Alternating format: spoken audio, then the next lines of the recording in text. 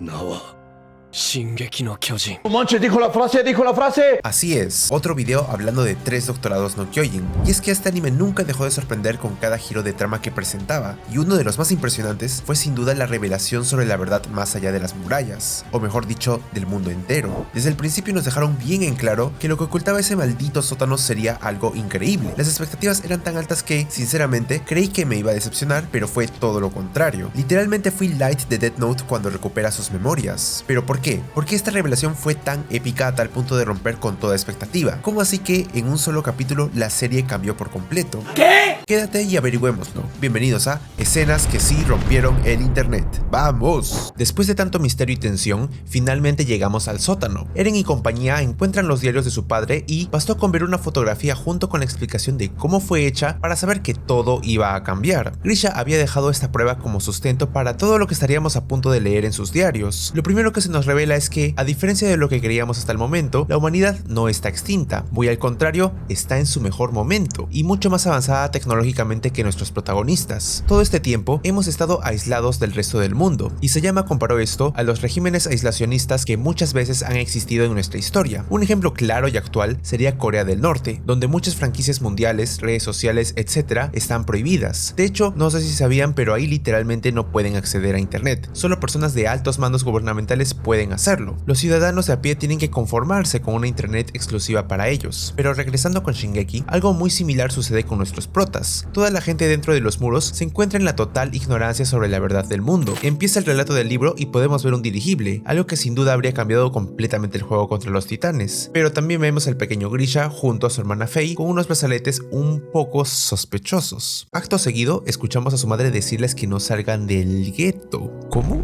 Luego los vemos correr, vemos unos muros y aquí confirmamos que ahora estamos en la Alemania nazi. La gente de aquí es obligada a usar brazaletes de identificación con símbolos de estrella y son tratados como ciudadanos de segunda clase restringidos a zonas de internamiento, justo como hicieron los nazis con los judíos. Pero esto no detuvo al pequeño Grisha, que, inspirado por hacer feliz a su hermana, decide salir de los muros para llevársela a ver el dirigible de cerca. Esto sería el inicio del fin y el evento canónico de Grisha se acercaba.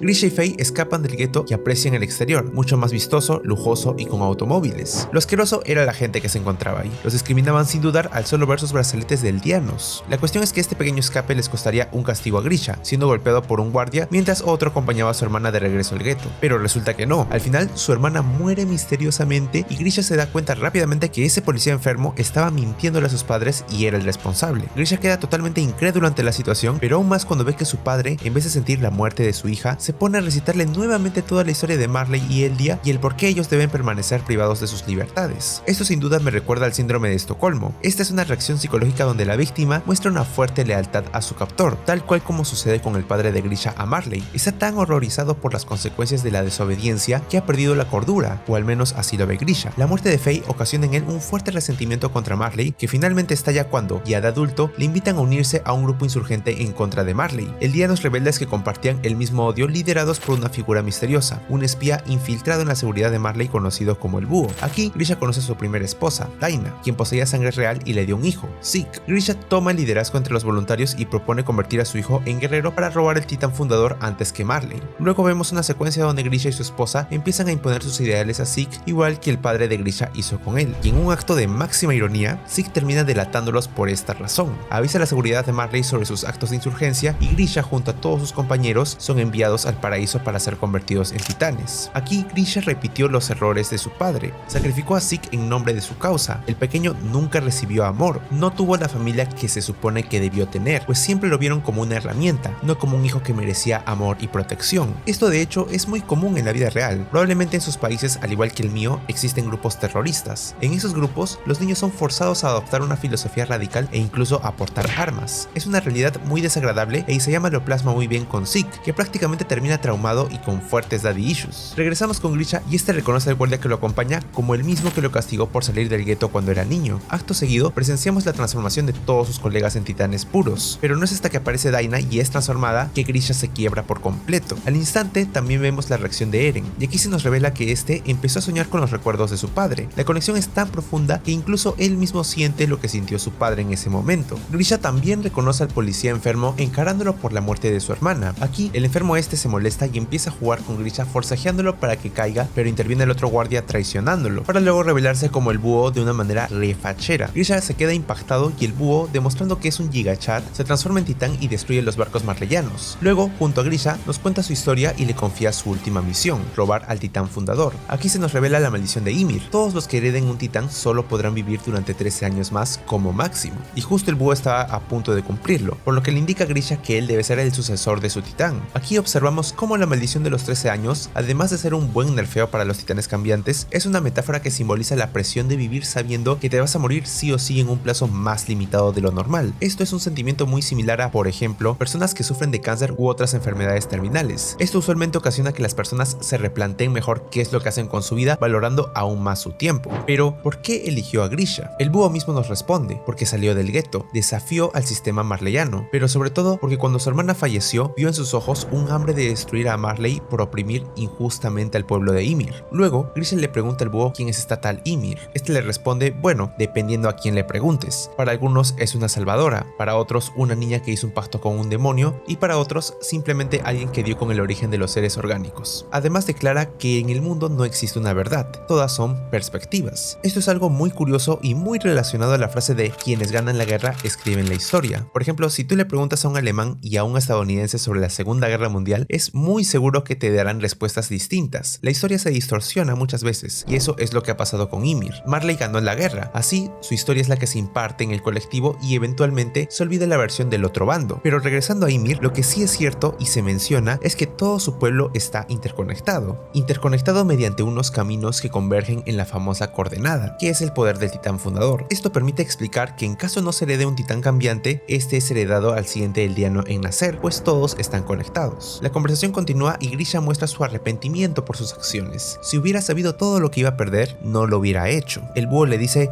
Tatakae, oye, debes seguir adelante, debe hacerlo para que todas sus acciones sean recompensadas, incluso después de su muerte. Le muestra la foto de su familia, Grisha la observa y se conmueve. Después de todo, él fue quien inició esta historia. Finalmente se llena de convicción y acepta la misión. El búho le dice que el titán que heredará siempre luchó por la libertad y dice la frase, se llama Shingeki no Kyojin. ¡No, güey!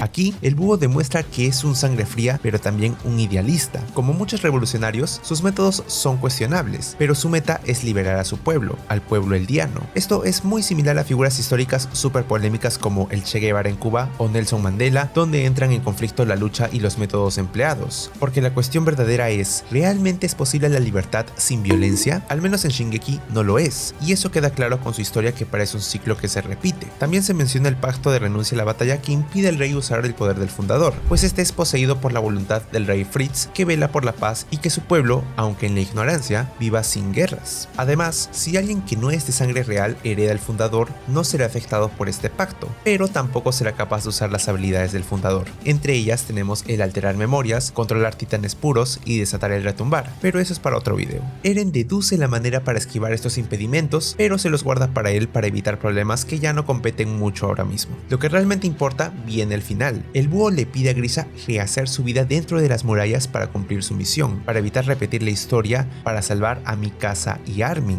Grisha le pregunta por estos nombres, pero ni el búho mismo sabe por qué dijo eso, preguntándose de quién serán estas memorias. Nah, es increíble. Yo recuerdo que mi cabeza explotó cuando vi esta escena por primera vez, pero claro, explicarlo ya serían spoilers. Sin embargo, esto plantea un fuerte dilema. El búho está viendo fragmentos del futuro, nombra a Mikasa y Armin cuando ni siquiera han nacido. Estas palabras son las mismas que Grisha le dice a Eren al heredarle su titán. Entonces, Eren ya estaba predestinado a convertirse en titán cambiante incluso antes de nacer. El determinismo temporal ya estaba en curso, entonces no existe una libertad aquí, y es que este es un punto clave porque realmente todo el personaje de Eren gira en torno a la libertad, pero irónicamente esa búsqueda ya estaba predeterminada. Entonces, ¿Eren en algún momento tuvo libre albedrío o simplemente fue un esclavo de su destino? La revelación del sótano fue un abrir de ojos total para Eren y todos los personajes dentro de la obra hasta el momento. Toda esta biblia de nueva información puso de cabeza la serie, pues los enemigos ya no son titanes, son humanos, todo el mundo, y desean exterminarlos. Pero Eren,